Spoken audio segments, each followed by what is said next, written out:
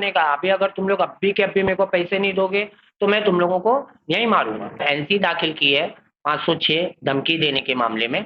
हम चाहते हैं कि ना इसकी पूरी इंक्वायरी हो। अरे ना आदमी भेज के ना पूरा सामान उठवा लूंगा, मेरा कोई नहीं कुछ बिगाड़ सकता। यानी ये मैं ऐसे बोल रहा हूँ, पर उसकी दूसरी लाइन। मेरी मैं शॉप पे तो नहीं आऊंगी। पुलिस स्टेशन की बात किए थे, मैं पुलिस स्टेशन ही तुमको लेकर जा रही हूँ।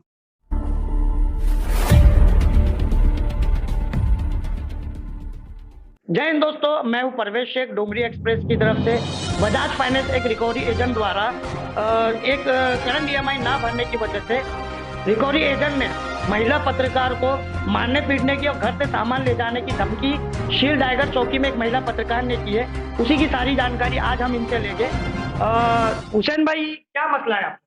जी देखिए, सबसे पहले मैं आपको बताऊं कि हमने 6 महीना पहले मुमरा से एक मोबाइल खरीदा था लोन पर, जिसकी 6 महीने से हम ईएमआई भर रहे थे। और ये करंट ईएमआई जो है वो मेरी वाइफ जो है सबिया हुसैन शेख, वो हॉस्पिटलाइज हुई थी, तो उस वजह से हमारी ईएमआई ड्यू हो गई। इसी के रिगार्डिंग हमको कल एक कॉल आया कि आपका ईएमआई ड्यू हो गया है और उसका पैसा भरना है। तो मैंने उसको बोला कि हाँ सर, मेरा ईएमआई ड्यू हुआ है, बिकॉज़ मेरी वाइफ़ हॉस्पिटलाइज़ हुई है और मेरे पास में अभी अब थोड़ा फाइनेंशियल प्रॉब्लम आ गया है, इस वजह से हम वो भर नहीं पाए। तो वो बंदे बहुत एरोगेंसी में हमसे बात करने लगा, बहुत रूडली रफ लैंग्वेज। मेरे पास उसकी रिकॉर्डिंग्स है, अगर आपको चाहिए तो मैं आपको वो रिकॉर्डिंग देने के लिए तैयार हूँ। तो उसने बहुत गलत अल्फ़ाज़ यूज़ किए मेरे साथ में। बोला कि तुमको अगर मोबाइल का पैसा नहीं भरना था, नहीं होता था तो काहे के लिए मोबाइल खरीदे? हम आए थे क्या तुम्हारे पास में? क्यों आए हमारे मोबाइल पे शॉप पे तुमने मोबाइल लेने के लिए? हम ये सारी बात मैंने बोला कि आपका जो भी ईएमआई है, जो अमाउंट है, जो ड्यू हुआ है, वो 3,750 रुपए है और 450 रुपए इंटरेस्ट है, जो उसका पेनल्टी होता है, वो मैं 1 तारीख तक मैं भर दूँगा। पर वो मानने के लिए तैयार नहीं है, बोलता नहीं मुझे अभी के अभी चाहिए। फिर उसने पूछा तुम कहाँ रहते हो? मैंने बताया कि मैं सिलपाटे पर रहता हूँ, एड्रेस ले लो मेरा। तो बोले सिलपाटे पे मैं भी खड़ा हूँ, तुम एड्रेस दो मैं आता हूँ। तो फिर मैंने उसको अपना एड्रेस बताया कि आप सिलपाटे से आगे चलकर आओगे, सील मापे रोड पर, वहाँ पर शमीम कंपाउंड है, वहाँ पर आप आइए और मुझे कॉल कीजिए, फिर मैं आपको रिसीव करता हूँ। उसने बोला ठीक है, उसके बाद फ़ोन कट कर दिया उसने। फ़ोन कट करने के एटलीस्ट कुछ 10 मिनट के बाद में उसका फिर कॉल आया। फिर उसने मुझे ये बोला कि मैं इस वक़्त सील फाटक के पेट्रोल पंप है वहाँ पर खड़ा हूँ, तुम वहाँ पर आओ मुझसे मिलने के लिए। तो मैंने बोला ठीक है, अब क्योंकि मोबाइल मेरे नाम से नहीं है, मेरी वाइफ़ के नाम से है। तो मैंने उनको बोला सबिया को कि वो रिकवरी एजेंट का या किसी का फ़ोन आया है बजाज वालों का, चलो उनसे चल के बात कर लेते हैं। सबिया ने बोला कि उनको घर पे बुला लो। तो मैंने बोला कि मैंने तो घर का एड्रेस दिया, लेकिन वो आने के लिए उसने खुद फ़ोन किया है कि वहाँ पर आके मिलो, तो चलो। फिर हम वहाँ पर गए। वहाँ जाने के बाद में ये पेट्रोल पंप के अपोज़िट में खड़े हैं बाइक पर। और मैंने बोला कि अभी आपने कॉल किया था? बोले हाँ, तुम ही हो क्या? मैं बोला हाँ, हम ही हैं। तो बोले मोबाइल किसके नाम से है? तो मैं बोला इनके नाम से है। तो बोले तुमने अभी तक ईएमआई क्यों नहीं भरा? मुझे अभी के अभी पैसा चाहिए। तो सबिया ने बोला कि भाई पैसे अभी मेरे हस्बैंड ने भी बोला और मैं अभी हॉस्पिटलाइज़ हुई थी और मैं हमारे पास पैसे नहीं है, तुम अभी नहीं भर सकते हैं, जो भी आपका है। बोले नहीं, नहीं वो मेरे को नहीं सुनने का। अभी अगर तुम लोग अभी के अभी मेरे को पैसे नहीं दोगे तो मैं तुम लोगों को यहीं मारूँगा और मतलब मारने मारने पीटने की धमकी? यहीं मारूँगा और घर पे तुम्हारे ना आदमी भेज के ना पूरा सामान उठवा लूँगा, मेरा कोई नहीं कुछ बिगाड़ सकता। यानी ये मैं ऐसे बोल रहा हूँ, पर उसकी दूसरी लैंग्वेज थी। जिनसे हमने फोन लिए थे ना, वो उसका भी यही कहना था, उसकी भी रिकॉर्डिंग है हम लोग के पास। वो बोलता है कि पुलिस के पास ले जा या फिर उन लोग के कुछ भी कर तू, लेकिन ईएमआई उनसे भरवा ले। जबकि ये बोल भी रहे कि ईएमआई का जो भी पेनल्टी है मैं वो भर दूंगा। इससे पहले भी एक हमारे बैंक से है ना प्रॉब्लम हुआ था, उसमें से मेरे पैसे कट गए थे 295। तो मेरा वो बाउंस किए थे ईएमआई।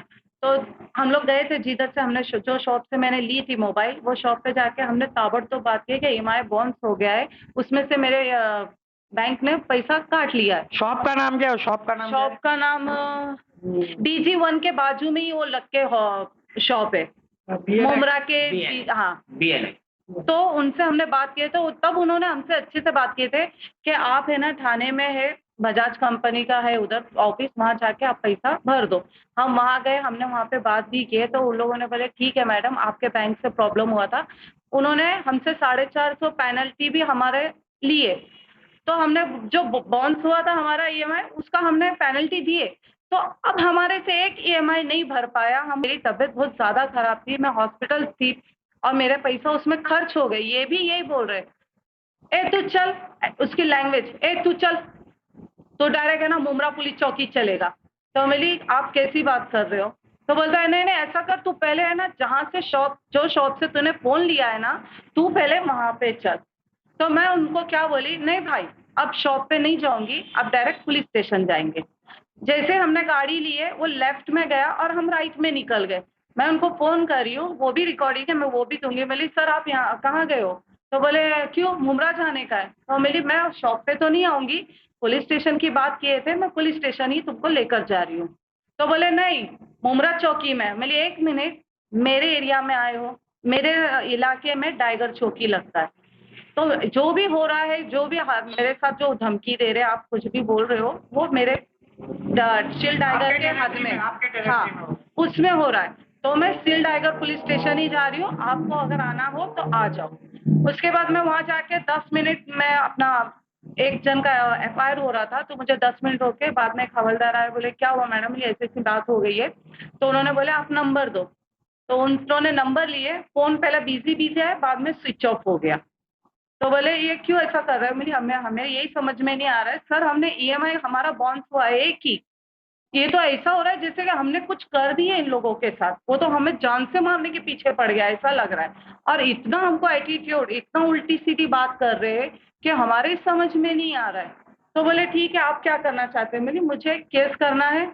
आज उसने मेरे दरवाजे तक, मतलब मेरे बिल्डिंग के कुछ नजदीक ही है वो, कुछ 2 सेकंड का मेरा घर है उतनी दूरी पे, यहाँ आके वो मुझे इतनी धमकी दे रहा है, अगर रात में कुछ हो गया मेरे और मेरे बच्चों को या हस्बैंड को, तो उसका जिम्मेदार कौन लेगा? इसके लिए भाई सर मिली पहला तुम मेरा केस दर्ज करो।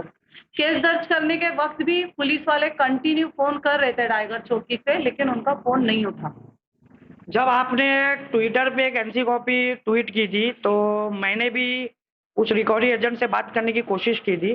तो उस वक्त उन्होंने मुझे यही कहा है कि मैंने ऐसी कोई धमकी नहीं दी। मैंने उनसे बार बार ये भी पूछा कि अगर आपको बुलाना होता तो आप ऑफिस पे बुलाते या उनके घर जाते रिकवरी। एग्जैक्ट हम भी यही कह रहे हैं, हम भी यही कह रहे हैं कि आपको अगर हमसे पैसे की कुछ भी रिगार्डिंग, हमारी ईएमआई की रिगार्डिंग, अगर आप हमसे सेटिस्फाइड नहीं है, आपको ऐसा लगता है कि हम आपको झूठ बोल रहे हैं, तो आप हमको ये बोल सकते थे कि भाई हमारे हायर ऑफिसर्स के पास में आइए, उनके सामने मैं भी रहूंगा। आप मुझे अपना एड्रेस देते, ऑफिशियल एड्रेस देते, एक थर्ड लोकेशन पे आप मुझे बुला रहे हो, हम दोनों वहां पर जा रहे हैं और उसके बाद आप हमको धमकी दे रहे हो। ये एज पर लॉ ठीक नहीं है ना। तो हम यही कहेंगे कि उन्होंने जो किया है, उस रिकवरी एजेंट ने जो किया है बजाज फाइनेंस के रिगार्डिंग, वो बहुत ही गलत है।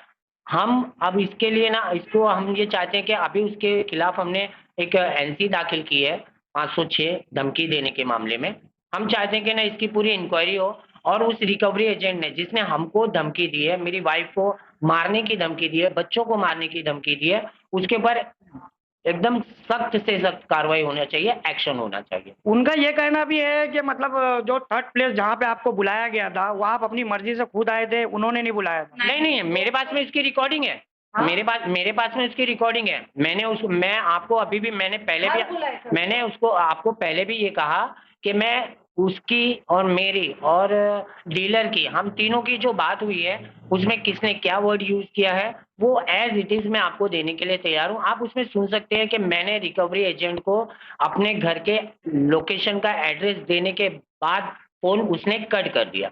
फिर उसके बाद सेकेंड कॉल आया है, उसने मुझे लोकेशन दिया है कि यहाँ पर मैं खड़ा हूँ, मैंने वो फिर फोन कट कर दिया। फिर मैंने मेरी तरफ से फोन लगाकर मैंने कंफर्म किया है कि तुम सिलफाटा रिटर्न जाने वाले रास्ते पे पेट्रोल पंप के सामने खड़े हो या सिल महापे रोड पे वाशी साइड जाने वाले रास्ते पे खड़े हो।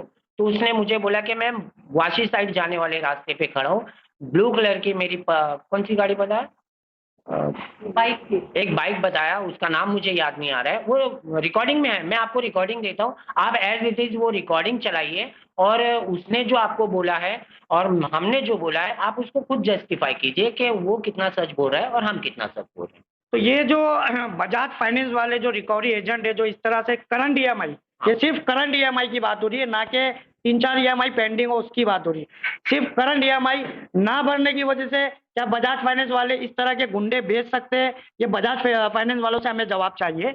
और इस बारे में आप जनता तक क्या मैसेज पहुंचाना मैं जनता तक मैं क्या हम जनता तक मैं ये मैसेज पहुंचाना चाहेंगे कि किसी भी बैंक, कंपनी या कहीं से भी अगर लोन लिया जाता है, तो एक ईएमआई अगर बाउंस होती है, एक ईएमआई अगर बाउंस होती है, तो उसके लिए इतना प्रेशराइज़ करना अच्छी बात नहीं है। 2 हुए, 3 हो गई, आप लीगल एक्शन लीजिए ना। अगर प्रोडक्ट लिया गया है आपसे और अगर किसी कारण, किसी प्रॉब्लम की वजह से आपकी ईएमआई आप तक नहीं पहुँचती है, अमाउंट नहीं पहुँचता है, तो आप लीगल आपके पास लॉ है, आपके पास में आपके डॉक्यूमेंट्स रहते हैं, उसपे सारे लॉ के वो लिखे हुए रहते हैं, आप उनको फ़ॉलो कीजिए। आप नोटिस वो फॉरवर्ड कीजिए कस्टमर को कि आपने ये नहीं, और फिर उसके बाद में आप लीगल वो करने के बाद जो भी एक्शन होता है, अगर वो लीजिए, ना कि आप गुंडे भेजिए और गाली-गलौज कीजिए, धमकी दीजिए। ये तो बहुत ही गलत है। तो मैं जनता से यही अपील करूँगा कि ऐसे लोगों को के खिलाफ अगर आप लोगों के साथ में ऐसा कोई हादसा होता है तो जैसा कि हमने किया फ़ौरन ही आपके नज़दीकी पुलिस स्टेशन में जाएँ और उसके खिलाफ कंप्लेंट दर्ज कराएँ और आगे की कार्रवाई के लिए उसको फ़ॉलो अप करें। तो ये थे हुसैन शेख और ये सबिया हुसैन शेख उनकी वाइफ। तो इन्होंने इस बारे में पूरी जानकारी दे दी है। अब देखना ये है कि इस मामले में ये कहाँ तक ये मैटर जाता है। तो इसी तरह की तमाम खबरें देखने के लिए देखते रहिए डोंगरी एक्सप्रेस। मैं परवेश शेख, कैमरामैन इमरान शेख के साथ।